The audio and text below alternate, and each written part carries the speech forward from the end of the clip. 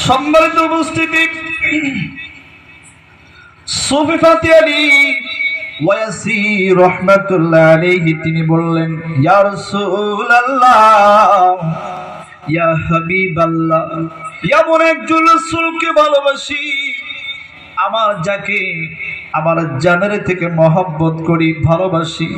নবীজি, সেই নবীকে বছরে একবার দেখে আমি ফাতি আলী ওয়াসির হৃদয় ঠান্ডা হবে না। ইয়া রাসূলুল্লাহ, এটা আমি মানব না, এটা আমি মানি না। আপনি আরো নিকটে নিকটে আমাকে দেখা দিতে হবে। সুবহানাল্লাহ। বলতে ঠিক আছে, যাও 6 মাসে আমি রসুলের 6 মাসে একবার করে দিদার পেয়ে যাবে। সুবহানাল্লাহ। চিন্তা করতে পারতেছেন কার সাথে কথা হচ্ছে? রসুল পাকের সাথে। কিন্তু তারা কি মহান মানুষ ছিলেন। সুফি ফাতি আলী বলতেছেন, ইয়া রাসূলুল্লাহ, ইয়া হাবিবাল্লাহ, আমি ফাতি আলী ওয়াসি 6 মাসে একবার দেখি সহ্য করতে পারবো না, 1 বছরে একবার দেখে সহ্য করতে পারবো না। নবীজি, আপনি আরো নিকটে আমাকে দেখা দিতে হবে, না আমি শুনবো না। রাসূল পাক সাল্লাল্লাহু আলাইহি সাল্লাম মাসে একবার বললেন, তাও মানলেন না। 15 দিনে একবার, তাও মানলেন না। 1 সপ্তাহে একবার, তাও মানলেন না।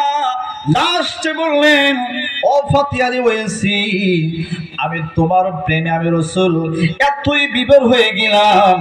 আমি রাসূল তোমাকে বললাম, তোমাকে আমি আজকে ঘোষণা দিয়ে দিলাম, তুমি যেই মুহূর্তে দেখতে চাইবা তোমার মায়ের নবীজির দিদার পেয়ে যাবা।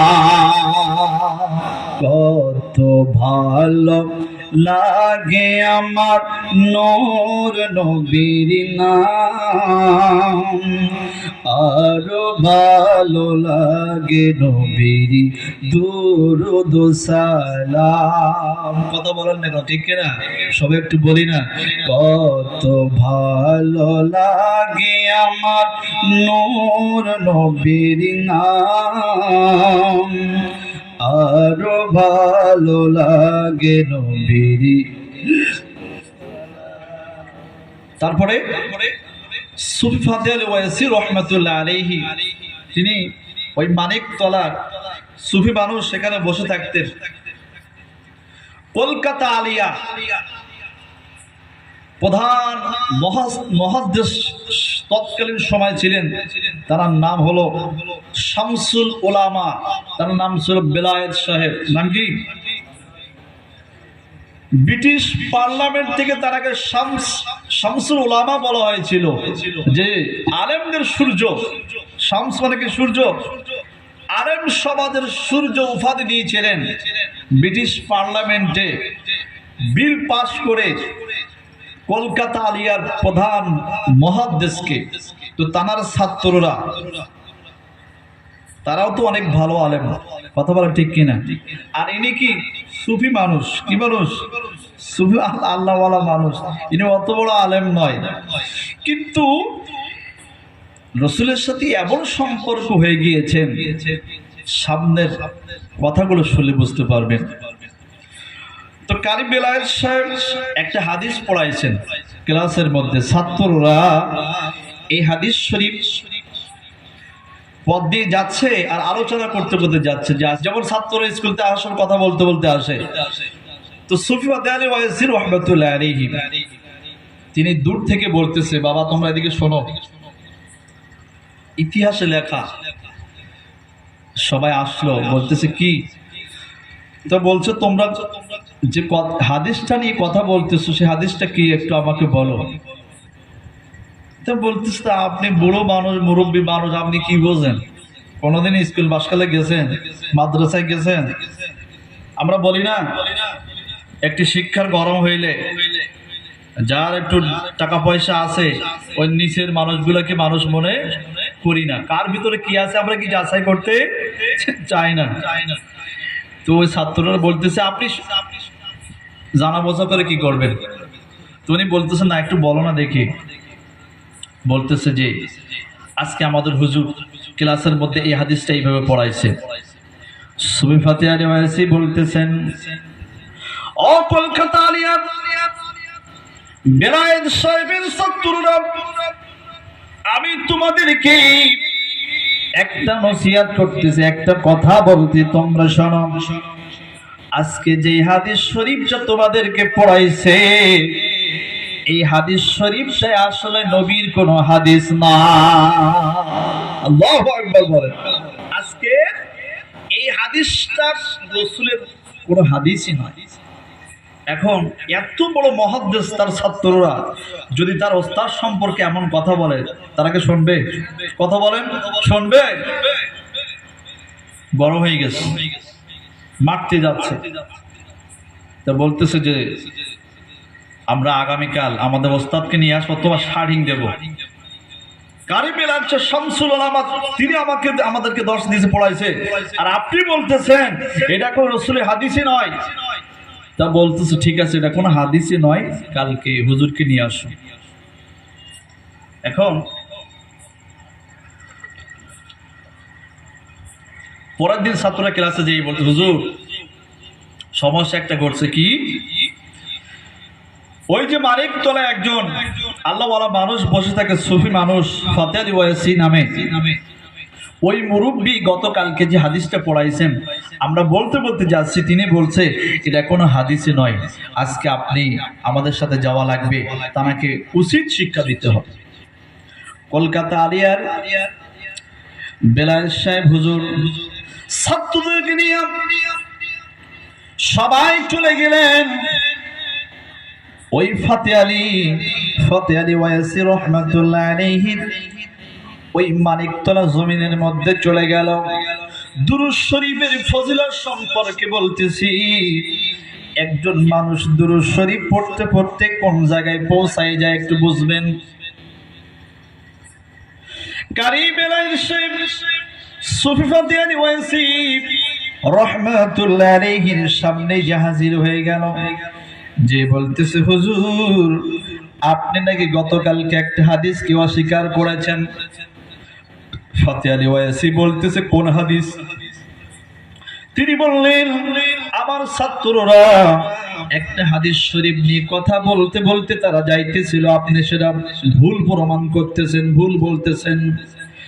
সুফি ফাতিয়া আলী সাথে সাথে বললেন ঠিক আছে, আমি এখনো বলতেছি, ও শামসুল উলামা বেলায়েত সাহেব, আমি এখনো বলতেছি যে হাদিসটা আপনি পড়াইছেন এটা আমার মায়ার নবীজির কোন হাদিস নয়। সুবহানাল্লাহ। তিনি পাগল হয়ে গেছে, বড় হয়ে গেছে, কি এখনো অস্বীকার করতেছে। ডাক দিয়ে বললেন, ও বড় হুজুর, আমি অত বড় মাদ্রাসার কোন প্রিন্সিপাল নই, অত বড় মাদ্রাসা প্রতিষ্ঠানের কোন বড় হুজুর নই, আমি কোন মুহাদ্দিস নই, কিন্তু আমি আপনাকে এমন একটা কথা বলতে পারি, আপনি মানবেননি। হুজুর বলতেছে আপনি কি বলবেন? সুফি ফাতিয়া আলী ওয়াইসি রাহমাতুল্লাহ আলাইহি তিনি বললেন, ও শামসুল উলামা, ও শামসুল উলামা বেলায়েত সাহেব, আপনি যে রাসূলের হাদিস পড়াইতেছেন, যদি সেই মায়ার নবীজি যদি বলে যে এটা আমার কোন হাদিস নয়, আপনি মানবেননি। সুবহানাল্লাহ। আমি বলতেছি এটা হবে না। যদি এই হাদিস শরীফটা স্বয়ং আমার দয়াল নবীজি এসে যদি বলে যে সুফি ফাতিয়া আলী ওয়াইসি যেটা বলতে সেটা মেনে নাও, তুমি মানবা? কত বড় কালেকশন থাকলে এমন একটা কথা বলা যায়, কথা বলেন ঠিক কিনা? ইতিহাস প্রমাণ করে ওই সুফি ফাতিয়া আলী ওয়াইসি রাহমাতুল্লাহ আলাইহির সাথে সাথে বললেন, ও শামসুল উলামা, ও বেলায়েত সাহেব তুমি শোনো, তুমি যদি এই হাদিস শরীফের সত্যতা যাচাই করতে চাও, আর দেরি করো না, দেরি করো না, আমার চোখের দিকে তাকায় নাও, আমার চোখের দিকে একটিবার নজর করো, দেখো তোমার হাদিসটা সত্য কি মিথ্যা তুমি এক্ষুনি প্রমাণ পেয়ে যাবে। সুবহানাল্লাহ বলেন। সাথে সাথে শামসুল উলামা ওই কলকাতা নিয়া ওই বেলায়েত সাহেব হুজুর সেইদিন সুফাতে আলী ওয়াইসি রাহমাতুল্লাহ আলাইহির চোখের দিকে নজর করেছিলেন। নজর করার সাথে সাথে তিনি বললেন, আমি দেখেছি আমার মায়ের নবীজি হাজির হয়ে বলতেছে, ও শামসুল উলামা তুমি শোনো, সুফি ফাতে আলী ওয়াইসি যেই কথাটা বললো অস্বীকার করো না, তার কথাটা তুমি মেনে নাও। সুবহানাল্লাহ বলেন। সোনার মদিনা বহু দূরে, কিন্তু মদিনাওয়ালা, একটু সবাই বলি না, সোনার মদিনা বহু দূরে, কিন্তু মদিনাওয়ালা যে গিয়েছে একবার সোনার মদিনায়, তাহার মনে আর কোনো দুঃখ রইল না। কথা বলেন ঠিক কিনা?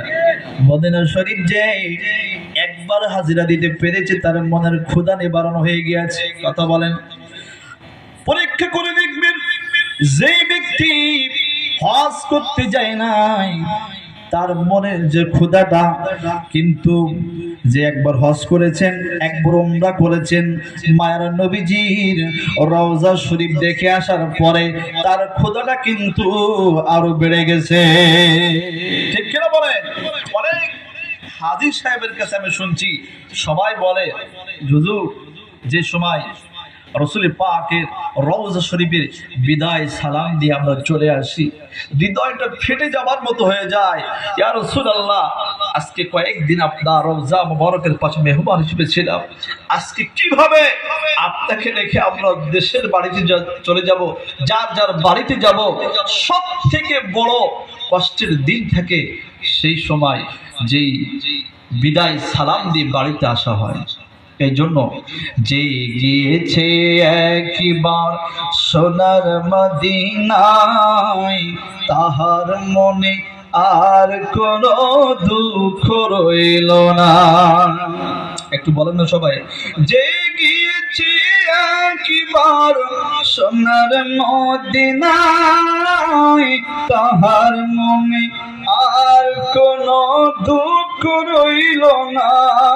আমার অন্তর জুড়ে মদিনা আছে রে, ওই মদিনাই কেমনে যাব মন মানে না রে, ওই মদিনাই কেমনে যাব মন মানে না রে। দুরূদ শরীফ পড়ে আল্লাহুম্মা